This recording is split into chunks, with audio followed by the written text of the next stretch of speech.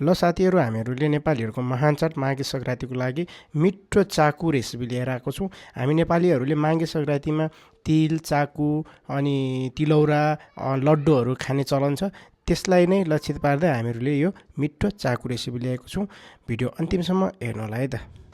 Hello साथीहरू, नमस्ते। सबैजनालाई स्वागत छ मेरो नेचुरल फुड कुकिङ लाइभमा। अनि माघे सङ्क्रान्तिको सबैजनालाई धेरै धेरै शुभकामना। अनि आज हामी माघे सङ्क्रान्तिलाई लक्षित पार्दै आज हामी बनाउन गइरहेको छौँ सजिलो रेसिपी चाकु बनाउन गइरहेको छौँ र हजुरहरूलाई चाकु बनाएर देखाउँछौँ। हाम्रो भिडियो अन्तिमसम्म हेरिदिनु होला र भिडियोलाई धेरैभन्दा धेरै माया गरिदिनु होला है त। अब जाम चाकु बनाउनतिर है त। हामीलाई चाकु बनाउँदा चाहिने मेन सामानहरू चाहिँ यो छ। हामीले गुड लिएको छौँ, अनि त्यसपछि नरिवल लिएको छौँ, अनि त्यसपछि थोरै तिल लिएको छौँ, अनि यो बदाम लिएको छौँ।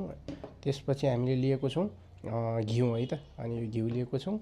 अब हामी रेसिपीतिर जाऊँ है त। अब एकछिन कराईलाई तातो हुन दिउँ। त्यसपछि हामी यो घिउलाई अनि कराईमा हाल्छौँ।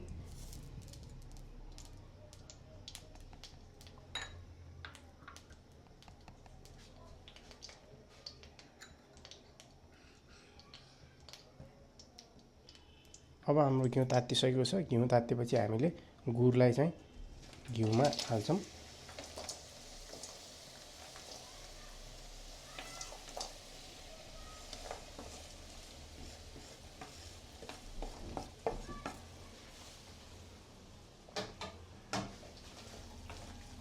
हाले लगत्तै गुडलाई मजासँग चलाइराख्नुपर्छ। यसरी कति पनि नछुटाएर चलाइराख्नुपर्छ।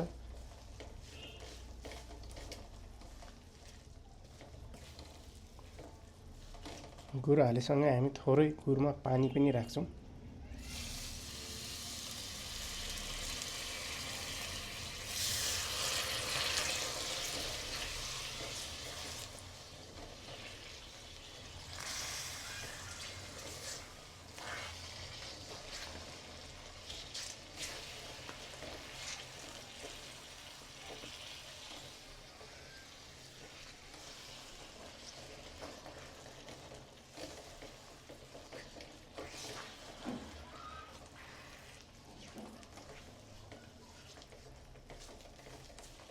गुडलाई यसरी चलाइराख्नुपर्छ।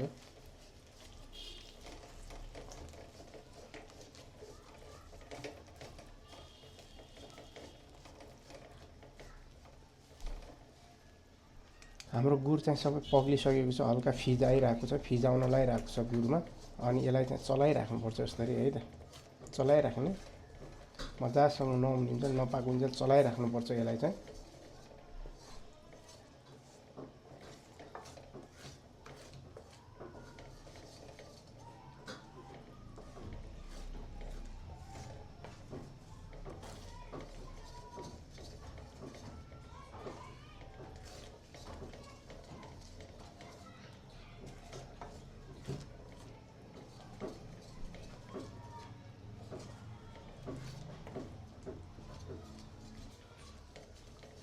हाम्रो चाहिँ गुड अझै पाक्दैछ, अझै फिज आएर उम्लिरहेको छ। अझै यसलाई उमाल्नुपर्छ, अलि राम्रोसँग पाक्न दिनुपर्छ। यसलाई चलाइराख। अब हाम्रो चाकु चाहिँ रेडी भइसकेको छ। अब यो चाकु चाहिँ मजासँग पाकेर रेडी भइसक्यो। ग्यासलाई बन्द गरिदिउँ।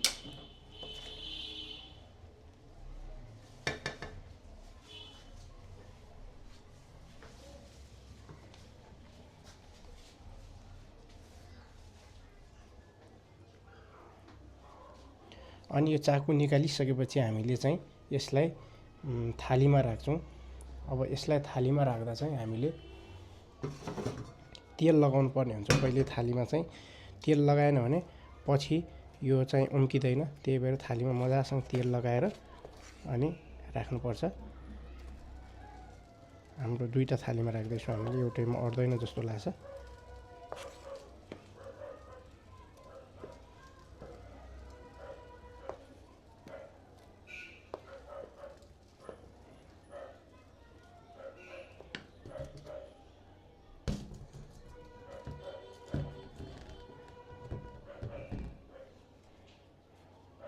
अर्को थाली बनाऊ।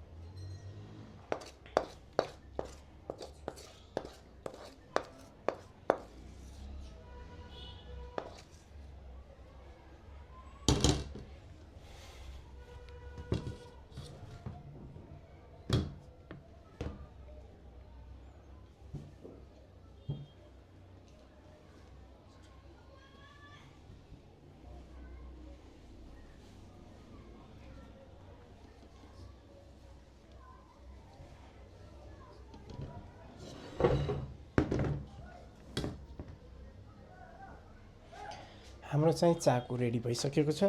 यो चाहिँ दुईटा थालीमा हामीले चाहिँ चाकु रेडी गरिसकेका छौँ। हजुरहरूलाई कस्तो लाग्यो कमेन्ट गर्नुहोला।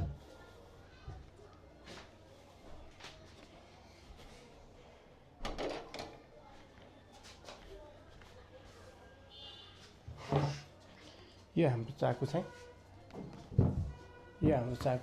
रेडी भइसकेको छ है त। हामीले चाहिँ दुईटा थालमा राखेको छौँ, एउटा थालमा नअटाएर। अनि हजुरहरूले पनि अब अरू कसैमा पनि राख्न सक्नुहुन्छ।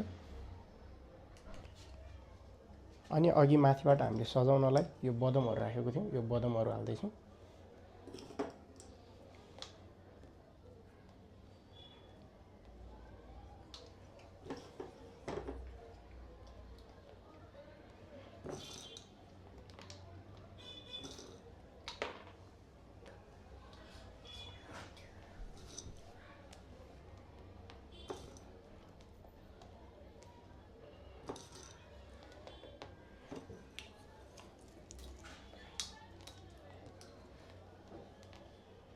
अनि थोरै तिल पनि राखेको छु।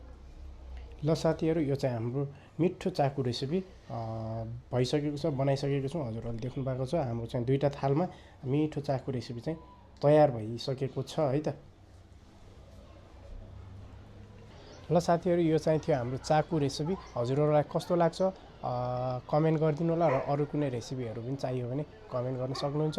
अनि यो चाहिँ मेरो फर्स्ट भिडियो हो साथीहरू। अनि नयाँ हुनुहुन्छ भने सबैजना नयाँ नै हुनुहुन्छ होला। मेरो च्यानललाई सब्सक्राइब गरिदिनु होला, कमेन्ट गरिदिनु होला, लाइक गरिदिनु होला। फेरि पनि जाँदै माघे सङ्क्रान्तिको सबैलाई धेरै धेरै शुभकामना साथ बिदा हुन्छु। हस्त नमस्ते। फेरि अर्को भिडियोमा भेटौँला।